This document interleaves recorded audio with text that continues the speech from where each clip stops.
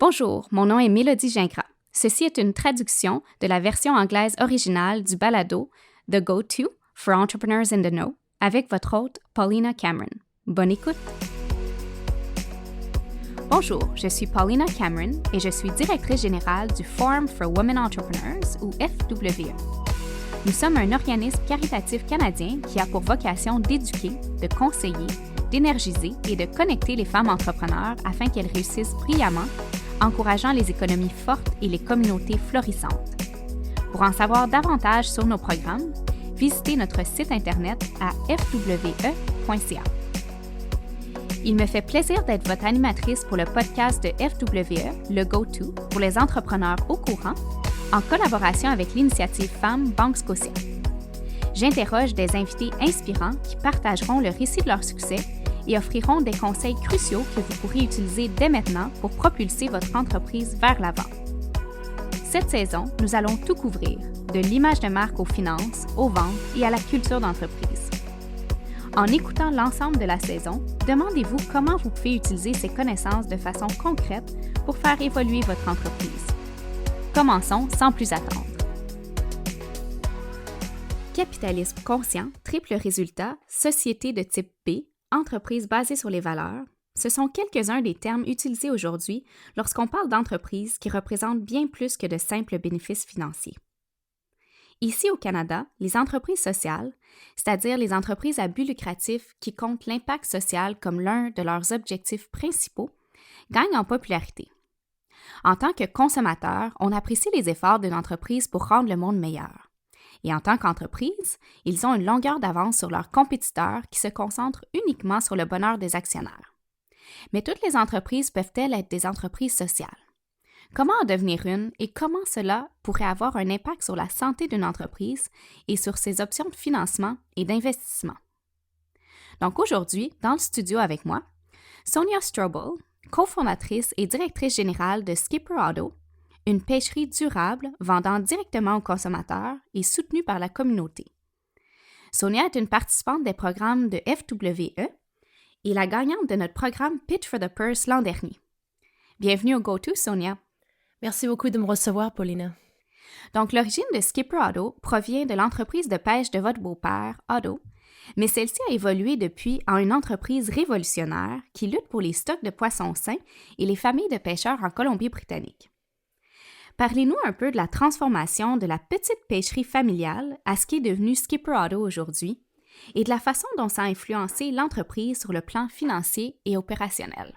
Eh bien, c'est une excellente question. À l'origine, on avait lancé Skipper Auto simplement pour aider Auto, pour mon beau-père qui était pêcheur dans l'industrie. Vous savez, pendant 40 ans, année après année, il ne pouvait pas gagner sa vie. L'industrie était tellement brisée, on avait vu toutes sortes d'injustices auxquelles Auto devait faire face, alors on s'est dit qu'il était possible de résoudre certains de ces problèmes si on vendait au préalable les prises d'Auto directement aux consommateurs finaux. Au début, c'était vraiment juste une idée. Augmenter les flux de trésorerie afin que Auto n'ait pas besoin d'emprunter de l'argent à la banque à l'avance pour une saison de pêche incertaine et qu'il vende ses prises au préalable. Alors, on est parti de ce point de départ et cela a évolué à partir de cela.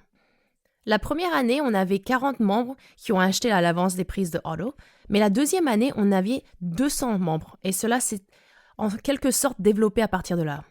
En même temps, les amis pêcheurs de Auto avaient exprimé leur désir d'obtenir aussi un juste prix pour leurs prises, ainsi que d'être traités avec dignité et respect. On s'est dit, ça n'a pas beaucoup de sens pour chacun d'entre eux d'assumer toute la logistique, tous les frais généraux, les communications et tout ce qui est requis pour lancer leur propre pêcherie soutenue par la communauté. Et si on travaillait ensemble? Alors, avant qu'on s'en ait rendu compte, on avait une sorte de modèle coopératif avec de multiples familles de pêcheurs. Aujourd'hui, on a plus de 30 familles de pêcheurs et près de 3000 membres à travers tout le Canada qui achètent leurs prises à l'avance. Donc vraiment, d'un point de vue financier et d'un point de vue communautaire, il était logique que cela se développe en une sorte de modèle coopératif. Donc, ces valeurs communautaires, elles se sont juste intégrées dans votre structure entière dès le départ, si je comprends bien. Oui, c'est ça, absolument.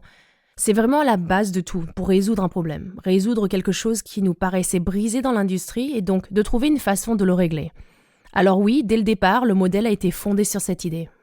Donc, je trouve ça assez impressionnant comment c'est parti d'un simple constat à un modèle d'affaires communautaire et surtout à succès. Donc, pour quelqu'un qui commence à penser à intégrer un aspect social dans ses opérations commerciales ou son modèle d'affaires, quel serait le principal conseil que vous voudriez lui transmettre? Je dirais que la seule chose à faire est tout simplement de le faire. Il n'y a pas d'inconvénient à intégrer réellement vos valeurs à votre entreprise ou au cœur de ce que vous faites. À mon avis, toutes les entreprises, qu'elles soient comme la nôtre qui démarre avec une vision de justice sociale ou que ça soit plus en périphérie des activités, je pense que chaque entreprise devrait commencer par opérer selon ses valeurs, puis construire à partir de là. Alors j'encourage vraiment tout le monde, entreprise sociale ou non, à commencer en lisant Traction, un livre très instructif qui parle de bâtir un plan en fonction de vos valeurs sur 10 ans, sur 3 ans et sur 18 mois. Par exemple, l'une des valeurs de votre entreprise pourrait être que vous souhaitez que les gens soient traités équitablement. Et donc ensuite, vous pourriez trouver un moyen d'intégrer ça dans certaines de vos pratiques en matière de RH avec la façon dont les gens seront rémunérés. L'entreprise sera donc plus forte et vous aurez une meilleure adhésion de la part de vos clients, quels qu'ils soient en raison de votre authenticité. Très bon point, merci. Donc, vous avez mentionné quelques ressources comme le livre Traction. Est-ce qu'il y a d'autres outils ou d'autres ressources que vous avez utilisées pour évoluer vers une entreprise sociale aussi durable aujourd'hui? Eh bien, je pense que l'une des choses vraiment importantes pour moi était d'accepter le fait que je ne fais pas tout et que je ne vais jamais tout savoir. Et c'est correct, ce n'est pas mon travail. Mon travail est de rassembler autour de moi toutes sortes de personnes qui sont formidables et intelligentes et surtout qui en savent plus que moi. Et en faisant ça, ensemble, on peut aspirer à concrétiser notre vision. Pour Skipper Otto, dès les premiers jours, j'ai rencontré des réseaux de soutien qui ont été totalement cruciaux pour notre croissance. Au début, il y avait un programme à l'Université de Colombie-Britannique qui s'appelait le e-Hub et qui était un programme d'accélération des capital risques spécifiquement pour les entreprises sociales comme nous. Je sais que l'organisation Spring offre aussi d'excellents programmes et je conseillerais aussi de chercher les programmes de votre ville pour trouver un accélérateur de capital risque. SheEO a aussi été une grande ressource pour moi, et bien sûr FWE, où j'ai été très bien conseillée. Je pense que ces réseaux constituent ma communauté d'affaires et ce qui nous a vraiment aidé à propulser l'entreprise. Oui, c'est très important, les réseaux. On a souvent l'impression que ça peut être une aventure solitaire, mais ça n'a pas besoin de l'être, n'est-ce pas? Absolument. Donc, Sonia, où notre auditoire peut-il vous trouver en ligne pour continuer à être inspiré et peut-être même s'inscrire pour devenir vos nouveaux clients?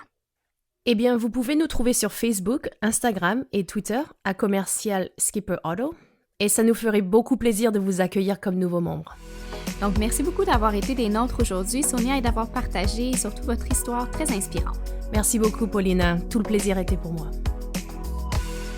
Nous allons prendre une petite pause avant de recevoir notre prochain invité. Le Go-To pour les entrepreneurs au courant est le résultat d'une collaboration entre FWE et l'initiative Femmes de la Banque Scotia. Prenons un moment pour les écouter. Bonjour, ici Maria Mangiacavallo, vice-présidente service aux entreprises de la Banque Scotia. L'organisme FWE s'est entretenu récemment avec Megan Terry, première vice-présidente communication mondiale, initiative sociale et culturelle à la Banque Scotia, et membre du comité consultatif de l'initiative Femmes de la Banque Scotia, qui appuie les entreprises menées par des femmes pour les aider à faire face à la concurrence à armes égales. Au cours de cette entrevue, Megan Terry discute des fondements d'une stratégie de développement durable efficace. L'approche en matière de développement durable de la Banque Scotia est centrée sur 4 axes sur lesquels nous pouvons exercer une influence déterminante: la confiance, les changements climatiques, l'inclusion économique et les jeunes. En orientant notre stratégie autour de ces axes, nous instaurons un climat de confiance et créons de la valeur pour les actionnaires, les clients, les employés, les collectivités et l'environnement. Une stratégie de développement durable efficace nécessite la priorisation des considérations environnementales, sociales et de gouvernance les plus importantes aux yeux de l'organisation et des objectifs mesurables et ambitieux pour mesurer le progrès accompli au fil du temps. Pour obtenir de plus amples renseignements au sujet de notre programme, allez à l'initiative femmebancscotia.com. Paulina, merci de m'avoir laissé participer aujourd'hui. Merci beaucoup pour tout votre soutien. Retournons en studio. Bonjour, je suis Mélodie Gingras et je gère le programme de mentor à FWE. La prochaine entrevue du podcast est un peu spéciale parce que ça ne sera pas une traduction, mais plutôt une conversation en version originale française. Donc, on est vraiment excités de recevoir notre prochaine invitée en français. Et ça me fait plaisir d'être votre animatrice aujourd'hui en tant que fière membre de l'équipe FWE, mais surtout fière représentante du Québec. B Corp. Vous vous rappelez que j'ai mentionné ce terme un peu plus tôt. Donc, c'est une désignation officielle accordée aux entreprises qui balancent équitablement leur mission avec le profit. La loi requiert qu'ils considèrent l'impact de leurs décisions sur leurs employés, leurs clients, les fournisseurs, la communauté et l'environnement. Au Québec, le chef de file, ou plutôt la chef de file du mouvement B Corp est nulle autre que Nathalie Volant, PDG de gestion immobilière Quo Vadis, une compagnie dans l'industrie immobilière avec du cœur. Quo Vadis préserve et restaure, donc remet en état de vieux espaces architecturaux, leur donnant un nouveau souffle et souvent une nouvelle raison d'être. Ça devient donc un espace pour les petites entreprises pour s'y établir, pour les artistes qui souhaitent explorer leur créativité et pour les communautés qui souhaitent s'y retrouver. Ce que Nathalie a hérité de son père en tant qu'entreprise immobilière, elle a depuis transformé en un leader de l'industrie tout en apportant un changement positif pour la communauté. Elle vient d'ailleurs tout juste de gagner un prix RBC, Women of Influence Trailblazer, et elle se joint aujourd'hui à nous par téléphone. Bienvenue au GoTo, Nathalie. Bonjour. Tout d'abord, j'aime vraiment comment vous changez complètement les espaces qui sont déjà très grands et surtout historiques. Parlez-nous de ce qui vous a inspiré pour transformer Quo Vadis de la compagnie immobilière traditionnelle à l'entreprise B Corp qu'elle est devenue aujourd'hui. Parfait. Alors, moi, j'ai démarré ma compagnie dans une autre façon parce que c'était originalement de mon père. Mais j'étais une travailleuse sociale. Alors, moi, quand j'ai changé complètement vocation, j'ai décidé que pour moi, les valeurs et les choses qui me tiennent encore, que je voulais continuer avec ça dans l'industrie du mobilier. Alors là, on a décidé de prendre des édifices patrimoniaux protégés dans le quartier défavorisé pour le faire réinventer dans une façon d'utiliser la création à l'intérieur des murs pour le volet entrepreneurial. Disons que c'est très important d'avoir les zones d'emploi pour faire augmenter la qualité de vie de le quartier autour des buildings qui étaient défavorisés. Alors, pour nous, dans les derniers 25 ans, parce que c'est notre anniversaire cette année, on a décidé d'utiliser le modèle de B Corp pour vraiment faire l'étude comment on peut transformer les lieux historiques dans des lieux qui aident la communauté de faire des choses autrement. Merci, c'est vraiment intéressant et très novateur. Nathalie, vous êtes une femme dans une industrie principalement masculine. Vous êtes aussi une leader pour le mouvement B Corp au Québec. Et vous êtes une voix, donc une ressource reconnue internationalement dans le milieu, incluant à Harvard, sur le travail que vous faites. Donc, quelles ressources ou quels outils avez-vous utilisés pour, premièrement, faire de Quo Vadis un modèle de succès en tant qu'entreprise sociale? Et deuxièmement, pour vous encourager vous-même dans votre rôle de leader? Alors, pour moi, dans l'immobilier et au début, j'étais une travailleuse sociale qui est venue dans un autre domaine et j'étais vraiment pas au courant comment est-ce que l'immobilier fonctionne, surtout à Montréal. Alors, pour moi, j'ai vraiment utilisé les personnes qui sont autour de nous, alors soit nos locataires, nos fournisseurs, nos employés, puis vraiment utiliser les informations que eux y ont avec nos valeurs pour créer la compagnie qu'on a aujourd'hui. Sauf que quand même, c'était très difficile parce qu'on voulait faire des choses autrement. Et c'est sûr que la crédibilité d'être une femme en immobilier, c'était vraiment dur au début. Maintenant, ça a changé beaucoup. Alors, pour nous, on a essayé de faire gagner plusieurs concours juste pour faire dire qu'on est capable et aussi de convaincre nos institutions financières qui ont backé la compagnie en telle qu'elle pour comment faire agrandir notre compagnie.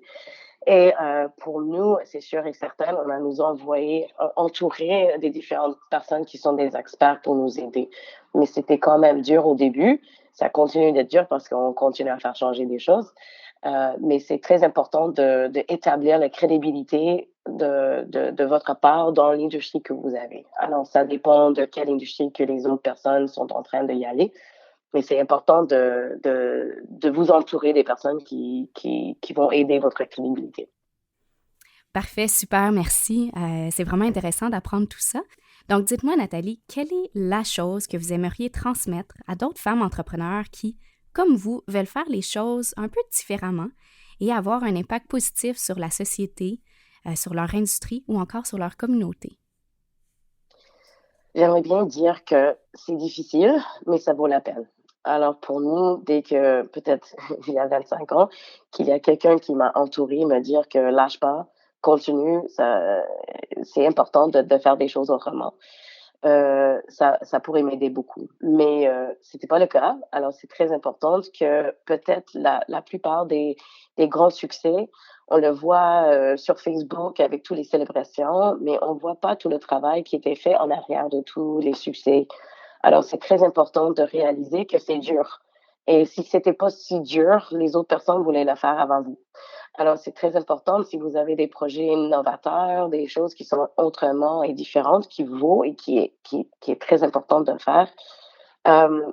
Lâche pas.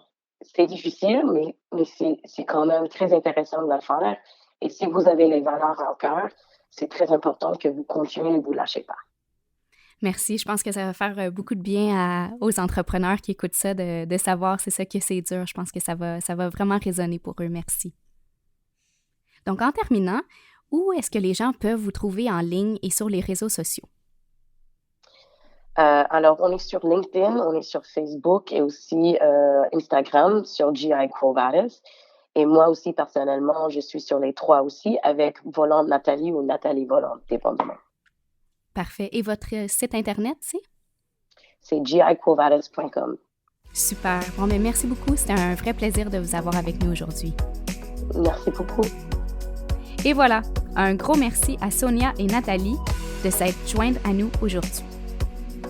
Nous tenons aussi à remercier tous ceux qui ont fait de Le Go-To une réalité, de la fantastique équipe de FWE qui a travaillé sur toute la logistique, à Self-Hired Media, notre incroyable équipe de production, à Hummingbird Translations pour la traduction de nos podcasts en français, et bien entendu à l'initiative Femmes de la Banque Scotia, dont vous pouvez en apprendre davantage à initiativefemmesbanquescotia.com.